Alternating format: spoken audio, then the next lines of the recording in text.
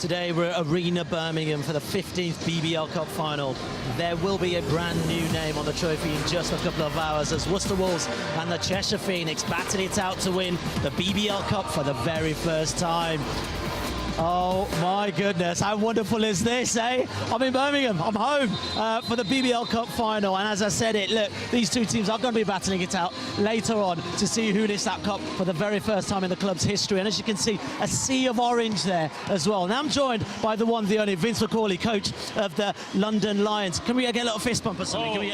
Here we go. That's love right there. Now, mate, I've just said it, look, this is a packed out stadium. Over 10,000 people have turned up. This is a big day on the calendar for British basketball fans, isn't it? Well, you know, the BBL is just going from strength to strength. Here we are in January, a full house at one of the best arenas in the country. Everybody's turned out, not just these massive people in orange, the Worcester Wolves fans and the Cheshire Phoenix fans, but every club is represented here for what is a huge occasion for our game. I mean, you've already tasted this cup before, what, 27, 28? When you were with the Milton Keynes, wasn't it? So same the MK Lions. Primarily. What does it feel like to lift that cup? You know, lifting the cup is an unbelievable feeling. I think from top to bottom, it's a really important day for both teams. It's important you don't let it pass you by. All the fans here rising up as one when the teams came in. They really feel it, and I think the players feel the pressure for them, for the team, but most importantly for their club and fans. I don't know about you, but I'm quite surprised to see these two teams here for the final. That's quite spectacular, but also it shows the evolution of the BBL. Well, you know, it's a very competitive league this year. The Cheshire Phoenix had probably the toughest road to get here. You know, they had a tough road journey down in Bristol. They had to beat the Newcastle Eagles, who've been here 6 times in a row. They had to beat the London Lions over 2 legs. And the Worcester Wolves, you know, Coach Paul James has made some unique additions to the team. Most importantly, Robert Gilchrist, Michael Ojo. This is a very, very good pair of teams here. Yeah, fantastic. Well, let's find out a little bit more about the Worcester Wolves. All right, now let's talk about the other team, Chester Phoenix. Like, there's 2 players, you and I, before the game, were talking about, CJ Gettys and Malcolm Riley. Let's take a look at them. CJ Gettys, the big 7-footer. What do you think of this boy? Well, you know, this guy, really, not too much was expected of him at the beginning of the season. Yes, he had a good career in college. He came in a little out of shape, but Coach Thomas has had him, you know, firing in the gym, firing on the floor, back-to-back Player of the Month awards. Everybody has to plan. How do you stop CJ Gettys? As much as I love his attacking game, his rebound game is absolutely phenomenal. I think it's something like 9 rebounds on average per game. This kid's got something going on. Yeah, he's top 2 in scoring and rebounding. But what every coach in the league loves about CJ Gettys, he doesn't do anything he can't do. He doesn't take more than 1 or 2 dribbles. He passes to guys when he's double teams, and most importantly, finishes around the basket. And let's talk about Malcolm Riley as well, because a wonderful addition came from the Sheffield Sharks, and many BBL fans will remember the first game of the season. He scored the winning basket, a 3 at the dying embers against the Surrey Scorchers, which is incredible. Their coach will be looking for that kind of dedication today. Well, you know, Riley is the guy. He loves the moment. He loves the big moment. That's what he's all about. And you mentioned he came from the Sheffield Sharks. I think that's a huge piece of information, because that means he knows what the BBL league is all about. He's a player that likes to feel comfortable, and if he gets going early, it's going to be a long night for Worcester, but also he can help Sandoval handle the ball sometimes under pressure. Well, do you know what's interesting about him as well is his free throw game. 43 points on free throws this season. As a coach, what would you be asking for him to do? Drive to the basket, try and get a few fouls so you know you can cap. This is teeing up to be a pretty spectacular final. My big question to you, who's going to win? Well, that's what everybody wants to know. 10,500 people in the building want to know the answer to that question. The favorites right now on paper have to be the Worcester Wolves. But there's one team that everyone has written off throughout the whole season, and that's the Cheshire Phoenix. So I'm going for heart, Cheshire Phoenix. Oh, my God. Do you know, as a local lad, I'm going to go for Worcester. You know, we've got to represent, but also, I mean, it's all to play for. Neither of these 2 teams have been here before. So, actually, this could be quite an exciting final. The women's final proved to be absolutely fantastic. I'm hoping this should prove exactly the same. Right, let's get things started. Let's go to our commentators, Dan and Rob. How you guys doing?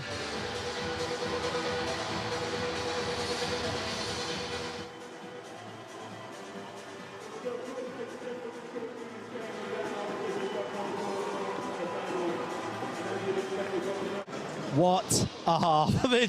That was spectacular. It's exactly what we asked for. The crowd are happy. I am happy. I've seen a couple of slam dunks here as well. Now, we're going to obviously take a look at that first half in a second, but what has impressed you out there? You know, what impressed me was how well the Phoenix came back after that sizzling start from Beschinsky and the Wolves. I mean, you thought they were going to run away with it, but, you know, Riley really came big. You know, we talked about him pre-game, and he was solid down the stretch. And, of course, big 10 points off the bench for the Phoenix brought them back into what is going to be a fantastic second half. No, do you know what? This is what I love about basketball, how quickly it can be turned around. You know, you're right. We thought the Wolves started off so brilliantly and really energetic as well. And I thought perhaps the Phoenix was sort of sitting back a little bit. Maybe they got caught up in the occasion. But as we said, by the second quarter, they turned it around beautifully. Well, that's right. And I think they stayed with their principles. Sandoval came down the floor. They shared the ball with everybody. We were waiting for CJ Geddes to get going. It took him a while to get going. But when he got going, boy, he's a problem. Well, let's take a look at Beschinsky, because for me, he caught my eye. Naturally, he's what? I think he's about 13 points at the moment and a few rebounds as well. What do you think? Well, I think the main thing was in the first quarter, he got active, really, really active. 11 of those 13 points came in the first quarter, and it's almost like Phoenix had no answer for him. You know, look at him. He's just manhandling everybody and finishing with absolutely deft touches around the bucket. I don't think it's any coincidence he was left to Mark Getty, the 2 7-footers there on the field. Well, that's right. You know, they say, watch out in Africa when the 2 elephants are fighting, you might get crushed. You say we've seen 2 elephants out there, mate. Now let's also look at. I was looking at. Dusha as well, in terms of his assists. Also, his distribution was absolutely fantastic. He's got 5 points at the moment, but he leads the assists with 6 assists so far. Were you expecting that? And that's exactly what we expected from him. He's really matured this year as a basketball player. He passes the ball extremely well, but also looks for opportunities when people sleep on him to knock down the jump shot. I noticed Sandoval was picking him up even earlier in the play, earlier up the court, because he really dictates the pace and tempo to which the Worcester Wolves play. Beautiful passes, beautiful slam dunks. Do you think he's key to seeing how the Wolves do in this next half coming Yes, through? he is, because, you know, you could feel that kind of energy at the beginning when the Wolves started. You could feel the game, but slowly you started dancing to the pace of the Phoenix, and that's because of the pace that the point guards want to play at. Sandoval is very good at that. Elvis is showing that he's up there with him as well. Now let's talk about our main man. Geddes finished that half with a superb dunk, which was nice. The fans loved that. They actually took him off a little bit towards the beginning of the second quarter. Can you explain why the coach would have done that? Well, you know what? This is a final, and the adrenaline gets pumping, and that tires you out early. So coach was actually doing a great thing. He was actually getting his rotations in very early. Oh, Jackman went out, Thompson went out, everybody went out, Geddes went out, got a big blow, and ready to go for the big finish. I think this is the most minutes he's played in a game so far. That's just in a half, sorry, so far. Does that just show how important he is to this team, but also how important he is to this team for this final? You know, he is important. He's not only a very good player, but the way he carries himself, the way he feels about his team is really important to the ebb and flow of the game. And I think when he finished that with that slam, it gave the fans, the players, the rest of his teammates real confidence for the second half. I think you can hear them now, Flawless, are performing behind us. Some incredible backflips there. Isn't that absolutely special? Now, you know, Birmingham is no stranger to holding big events. It's held various BBL CUP Finals. It's also going to be holding the Commonwealth Games in 2022. So we caught up with the head of the City Council to talk about what that means to the city, but not just that, what that means for British basketball. Oh my goodness, Flawless. I wish I could bust those moves. No, do you know what I mean? I think my hair's already been singed by these flames. Now let's talk about the BBL, Vince, and also the growing popularity of it, because earlier you and I were watching the women's game, record crowds there, and here again, a full house pretty much. This is fantastic for British basketball, but the secret for me is retaining those British players as well. Yes, it is, absolutely. You know, a 3 or 4 point game with the women's game, 5,500 people here early to watch that game. Tremendous. But I think what's really happening now is the outreach that we're trying to put together, the social media, the media outlets, the ability for what's happening on the floor here to be transmitted outside to people to see that this is a big secret, but it's beginning to come out there, that British basketball is the place. We have a fantastic amount of teams, fantastic amount of quality players on the floor, and I just feel we're going from strength to strength on a daily basis. Well, if the rumours are true, there might be talk of a team here in Birmingham. Our fingers crossed for that, because I remember the Bullets back in the day, absolutely electric. Anyway, it's been a busy week at the BBL, so let's take a look at the plays of the week. James in the second half is going to have to find the crew that's going to finish the game for him, because this Cheshire Phoenix team is not going to back down. I think if you look at the scoreboard, you got no points for Sandoval, 2 points for Jackman, but hey, they're up. So true, so true. Now, as it's customary to these kind of big events, there was a cheeky dunk contest earlier on. Let's take a look at what happened. I mean, I'm from the Isaiah Thomas School of Basketball at 5'9". I'm not going to be putting any of those up, but these are quite spectacular. It's good for the fans as well. No, absolutely. 5'9" is out of the window here. This is Brandon Boggs at 6'7", and of course Dirk Williams-Zeller. Look at Kiefer Downs. I mean, Stuff indeed. Now, we're about to start, I think, the third quarter in very soon. Vince, talk to me about what you think we should be looking out for in this third quarter. Well, I think what Coach Paul James for the Worcester Wolves would not have game planned for was the effect of the Phoenix bench. 10 points off the bench, and that's made the difference for him here in this game. So he's going to have to be aware of Toure, Falzon, and Bailey off the bench. Cheshire Phoenix will play the way they do. Beshinski has to get going. If he doesn't do what he did in the first half, it's going to be difficult for them to scare the Phoenix out of this. So, but I actually think this is going to go down to the wire. I mean, as a player yourself and as a coach now, how do you advise your team, especially when you're behind? We know basketball's changeable inevitably, but it's a real psychological game as well, isn't it? You know, it's only a point between them. Yes. But, you know, realistically, Phoenix could run away with this if the Wolves don't actually pick up. Well, I don't think they will run away with it. I think the thing is, the downside for the Wolves is their game plan. They started well, but they're down. So they have to deal with that mentally. They've got big-time players. Michael Ojo hasn't got going yet. He didn't come into the game till only 2 minutes left in the first quarter. He's the guy that can explode for the Worcester Wolves. And Riley, we haven't spoken about him. Well, my 13 man. points. I mean, he started off with 11 points. He scored the first 5.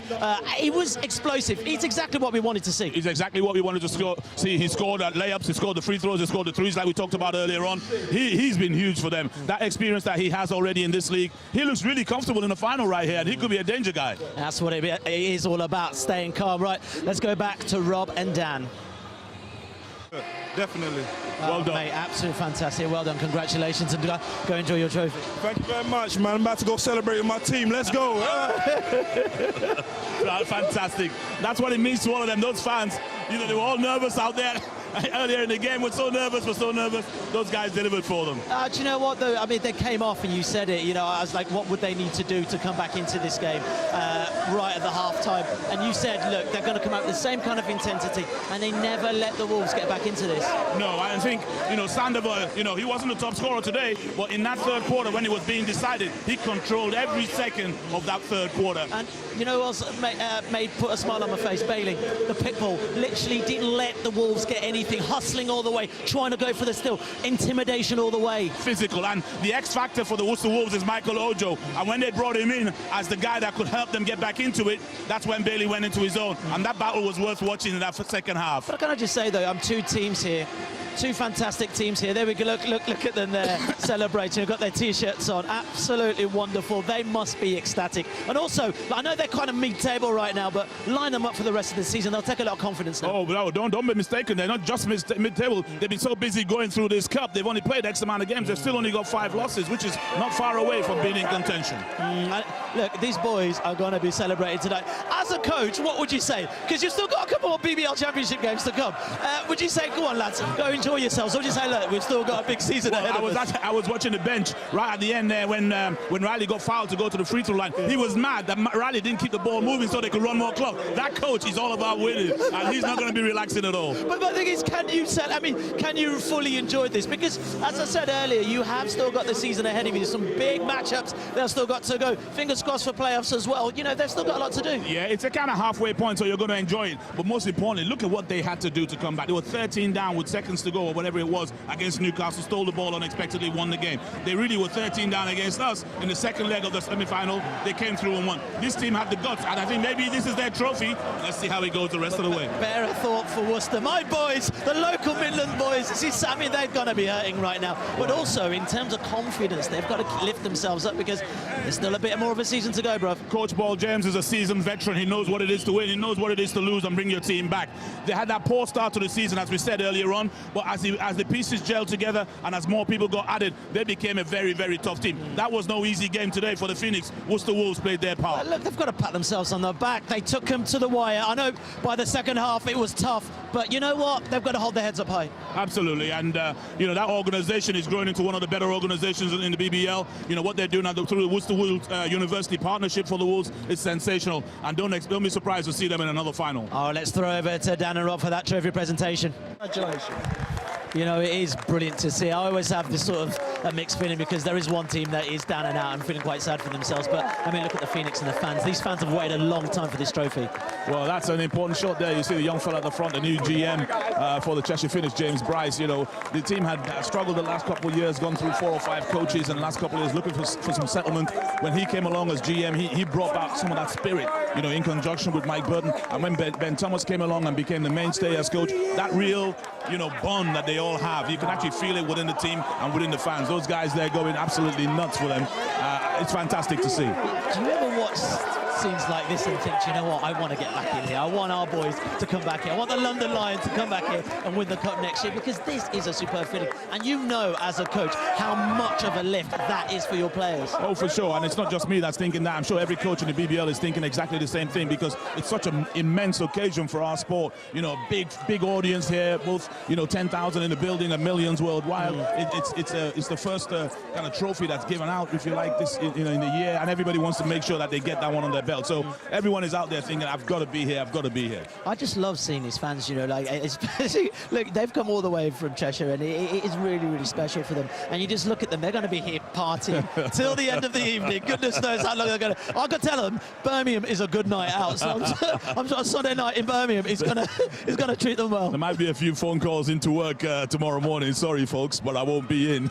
You know what's mad, though? It's, you know, there might be people watching this who never really got into British basketball. And actually, what you sort of think is, there's a real following here. There are some real fans here, and there's so many places around the country that garner this kind of interest, and it's really great to see actually live on the BBC. You know, it's massive. The sport is growing very well, you know, both in the fan base and in participation. I think the big asset that we have over a lot of sports in this country is our closeness from the players to the fans. You can see it here. You can see these fans. They know these players very, very well, you know, and it's the ability to be human, if you like, about it that makes these things special. Yeah, for sure. All right, that is it from the Cup Final, but there's still a lot of basketball to come at the BBC. Take a look at this.